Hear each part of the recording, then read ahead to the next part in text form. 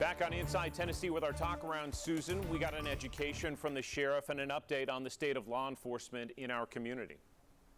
Well, I think the thing that surprised me the most and maybe shocked me because I didn't know this is that the starting salary is $35,000 for a sheriff's office deputy. I mean, honestly, these guys every day can put their lives on the line. They're in dangerous situations. They're protecting our community and our children, and they really should be making more than $35,000 a year to start.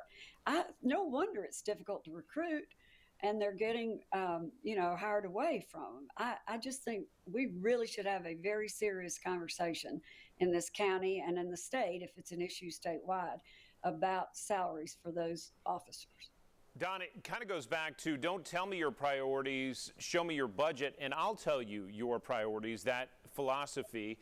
You were making the point that officers in the city of Knoxville start at roughly the same amount.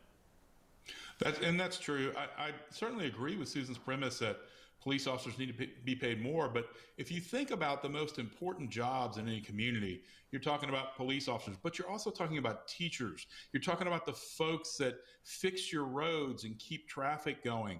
There are so many other positions along with police officers. And again, it's a high stress, very dangerous job, but there are jobs equally as important that we as a community and we as a state need to figure out a way to raise the salary so we can increase the quality of people there. And frankly, being a low tax state is great, but we're a low service state too. And it reflects starting with police salaries, but certainly others as well.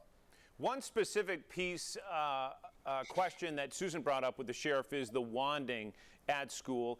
And I want to hear from both of you. There's a lot of talk about should Knox County, at least in the high schools, invest in metal detectors so that every student who's walking into a high school and every visitor goes through a metal detector. Is that feasible? And do you think a wise investment, Don? Well, is it feasible? Yes. Is it a wise investment? It will help. There are certainly other school districts across the United States that have those policies.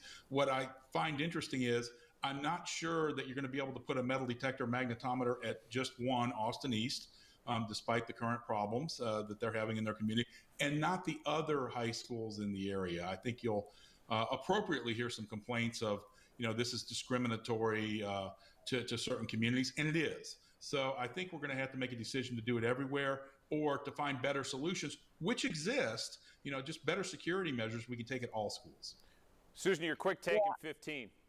Yeah. I was surprised that the schools didn't have the magnetometers. I thought they had already talked about that and instituted those. They do have clear backpacks, but, they wear bulky clothes. They can hide guns anywhere. So it may be the only solution is to put magnetometers everywhere. Susan and Don, we appreciate the conversation. We'll see you next week right here on Inside Tennessee.